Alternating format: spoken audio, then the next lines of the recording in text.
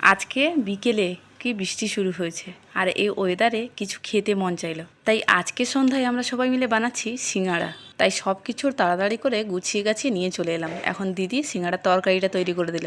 ময়দাটা আমার আগেই মাখানো ছিল, সেইটা ছোট ছোট করে লেচি কেটে এমন বেলে নিলাম।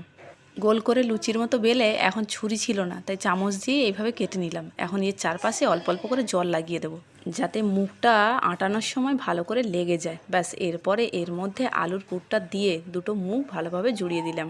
দেখো, এর আগে তো কোনোদিন তৈরি করিনি, ফোন দেখে টিভি দেখে একটু আধটু শিখে শিখে এইভাবে তৈরি করলাম। ভালোভাবে শেপটা তৈরি হয়নি, মোটামুটি একটা শেপ হয়ে গেছে। এটা হচ্ছে আমার বানানো সিঙ্গাড়া, আর ডান হাতেরটা বৌদি বানিয়েছে। চলো এখন এই যে বাকিগুলো আছে সব তৈরি করে নিই। আমি তো কয়েকটা বানালাম, এখন দেখো বৌদি আর কঙ্কা দুজন মিলে সিঙ্গাড়া বানাচ্ছে। আর ওদের সিঙ্গাড়াগুলো দেখতে ঠিক কেমন হচ্ছে বলো তো, এই যে দেখতে পাচ্ছ। যাই হোক, বাড়িতে খাবো কোনোরকমভাবে সব বানিয়ে নিয়ে এখন সব তেলে ভাজা হয়ে গেছে। দেখতে পাচ্ছ ঠিক বানানোর পর কেমন হয়েছে দেখতে। সিঙ্গাড়ার তৈরির শেপটা সুন্দর না হলেও টেস্টই কিন্তু ভালোই হয়েছিল, আর সিঙ্গাড়াগুলো দেখতেও বেশ ভালো লাগছিল।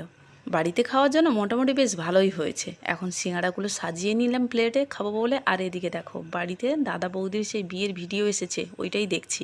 একদিকে টিভিতে ভিডিও চালিয়ে দিয়েছি, অন্যদিকে আমরা সবাই মিলে সিঙ্গাড়া নিয়ে বসছি। একদিকে ভিডিও দেখবো আর সাথে সিঙ্গাড়া খাবো। চলো আজকে ব্লগটা এই পর্যন্ত, দেখা হচ্ছে কালকে অন্য কোনো ব্লগে। সবাই ভালো থাকো, টাটা।